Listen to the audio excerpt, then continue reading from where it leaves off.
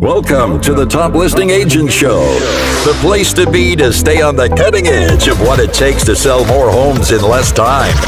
Each week, your host, Chadi Bazzi, will share with you the best skill sets, systems, and strategies so you can become a top listing agent. And now, let the show begin. Hey there, Chadi Bazzi here, and welcome to the Top Listing Agent Show. Today we're going to talk about winning top listing agent lead follow-up strategies. You know, I wanted to do this video. Actually, this video was inspired by one of the members of our Listings on Demand training, and he asked a question about, how do I get my leads? Like, it was multiple questions in one. Is like, how do I get my leads to, answer my calls? Number one.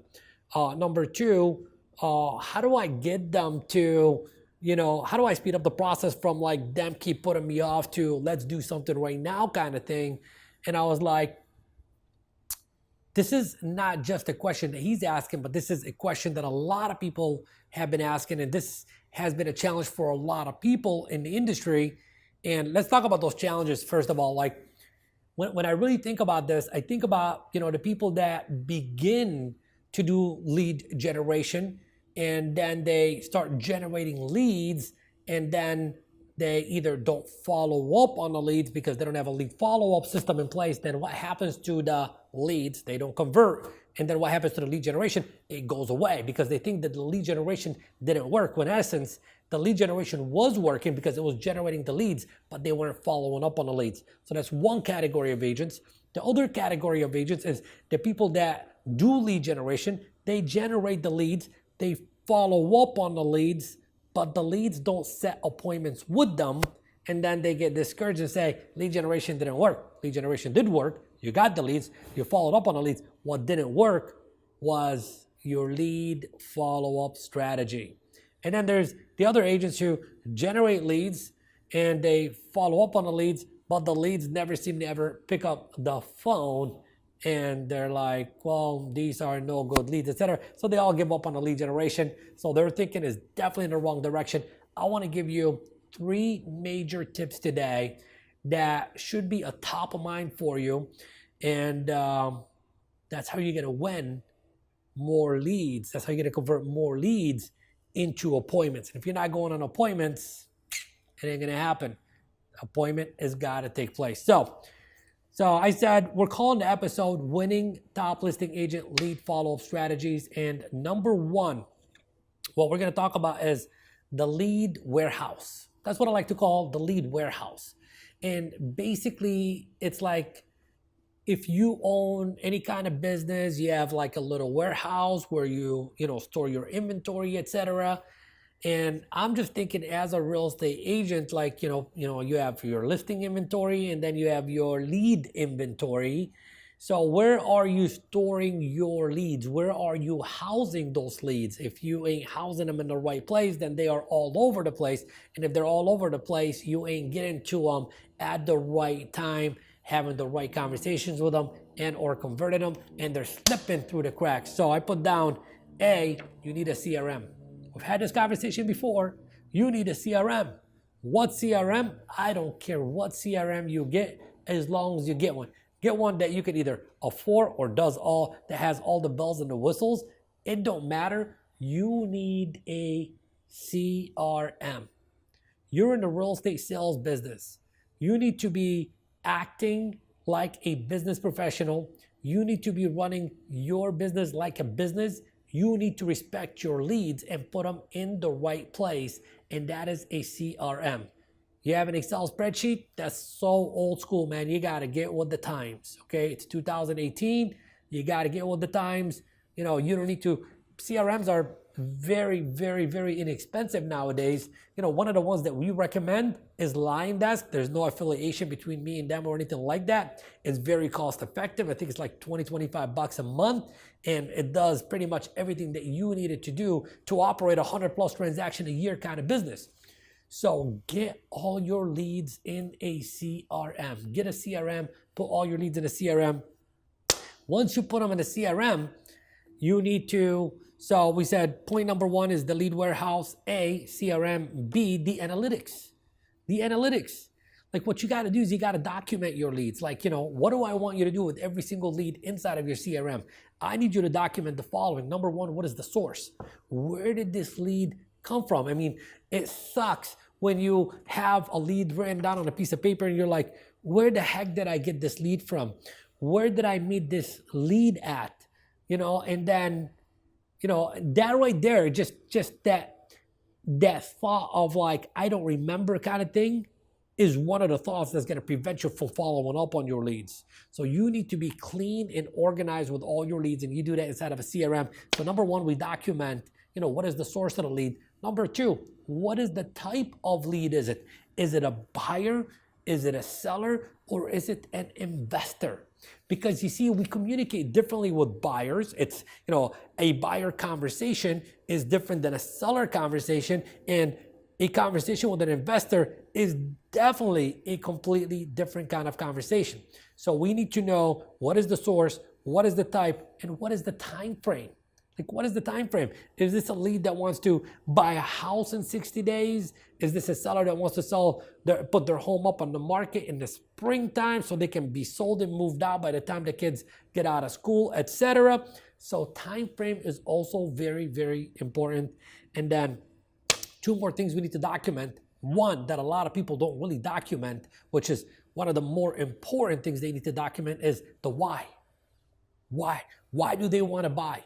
Why do they want to sell? Why do they want to invest? Because that's part of the conversation that we need to be having with them, is how do we connect the dots, which we're going to talk about in a second. And step number two is, so let's just leave it at the why. You need to know the why, and then any additional notes that will help you remember a little bit of something based on the previous conversation you had with them, etc. So that's point number one. Let's go on to point number two inside of talking about winning lead follow-up strategies. So I put down number two is the communication modality, which is something that you could also document inside of the CRM as you're documenting all these other things that we just talked about. So we said communication modality. So let's be a little bit more specific with that. See, first of all, let's talk about my modality. Maybe you can relate to it. Nowadays, different people like to be communicated differently, okay? So if you are trying to pick up, if I was your lead, whether I'm a buyer or a seller or trying to buy something from you or trying to sell me something or whatever it is, if I was one of your leads and you tried to call me, I'm most likely never ever going to pick up the phone, okay? And I don't even check who called me.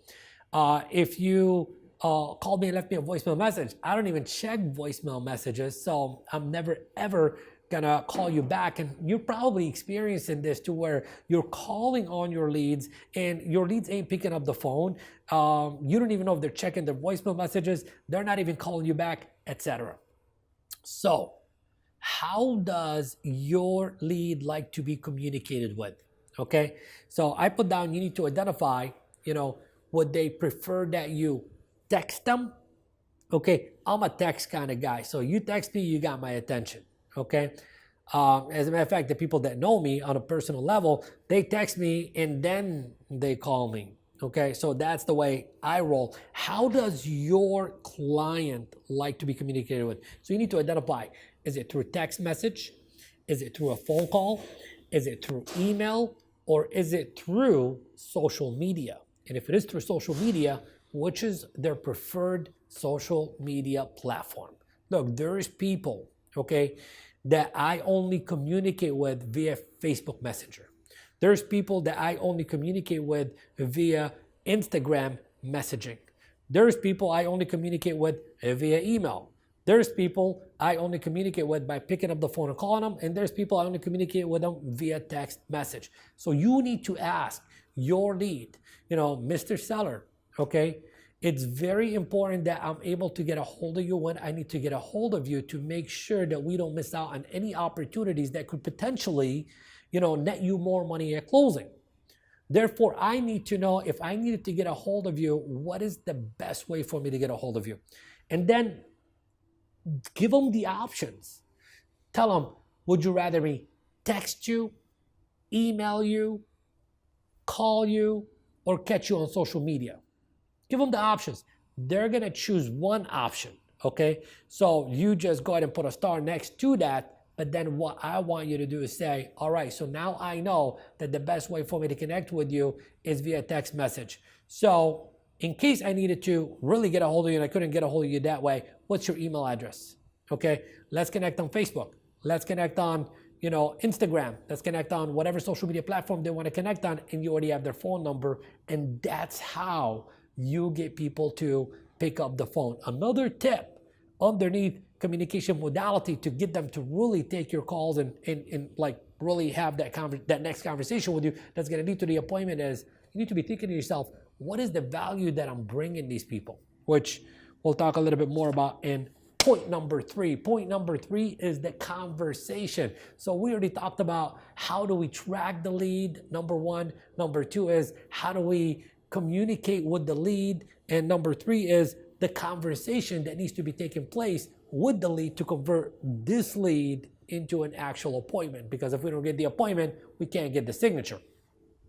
So I put down A underneath this point is, I said, you gotta learn to connect the dots. You gotta learn to connect the dots. But the question is, what dots do we need to connect? See, if you don't understand what dots you need to connect to take the lead from point A, where they're at, to point Z, the end, okay, then you're just basically shooting darts in the dark. You ain't never gonna hit the target, the bullseye, and get that contract signed. So this is where, you got to become a master at really pre-qualifying your leads so you can know how to follow up with them. You got to create a timeline, like what has to take place between today and the time that I need to set an appointment with them. Because if you don't know what needs to take place, then you ain't having the right dialogue. You ain't having the right conversation. You ain't bringing the right value to bring them closer to the appointment. So you need to identify what is the timeline and how do I connect the dots. And that's all done inside of the conversation that you're actually having with your leads. B, I said, you need to push their emotional triggers. But then again, that takes us back to point A. If you ain't having the right conversation, then you don't know really what emotional triggers you need to be pushing. See, for most buyers, most sellers, minus the investors, this transaction is an emotional transaction for them. Therefore, we can't just depend on logic. Logic is good, but when you connect the dots between the logic and the emotion is when you speed up the process to a signed contract. So first of all, you need to identify what emotional triggers do I need to be pushing, and then how do I push those emotional triggers? So if you don't know how to do that, then you better start looking into, how do I learn that? How do I learn that? How do I master that? Because until you master that, guess what? You're shooting blanks. Okay. By the way, I can definitely help you out with that. If you haven't already attended any of my training webinars, you definitely want to attend one of my upcoming training webinars at toplistingagentwebinar.com. That's where you want to go. And that would be the beginning of a relationship where I can help you connect all those dots and master all those strategies. C, I said, be direct and be professional. Be direct and be professional in the conversations that you're having with your leads, because the bottom line is a lot of people, they call a lead and they're just beating around the bush. Look, you know why you're calling the lead. You're calling the lead because you want to take that lead to the next level and you want to set an appointment with them. Look, here's the thing. The lead knows exactly why you are calling them. So why you even beating around the bush? Be direct, do it in a professional manner. You're calling to set the appointment, therefore you got to ask for the appointment. I'll show you guys how to do that in a second, but let me just say right here, D, ask for the appointment. Ask for the appointment. Guys, it's a simple conversation. If you're one of my leads and I'm calling you up, I'll say, hey, Mr. Seller, it's Chadi, Bazzi with this company. Hi, how are you? They're going to tell me I'm doing fine, etc. And I'm going to say, look, Mr. Seller, one of the main reasons I'm calling you today is I wanted to know if you still want to sell your home for top dollar. What are they going to say? They're either going to say yes or no. And if they say yes, you say, perfect, that's my goal, is to help you sell your home for top dollar. So what's the best day and time for me to come over? Today at 3 or tomorrow at 4? Why would I want to have a 20-minute conversation with them, beating around the bush, trying to get to the question of, do you want to sell your home for top dollar? They know that's exactly why I'm calling.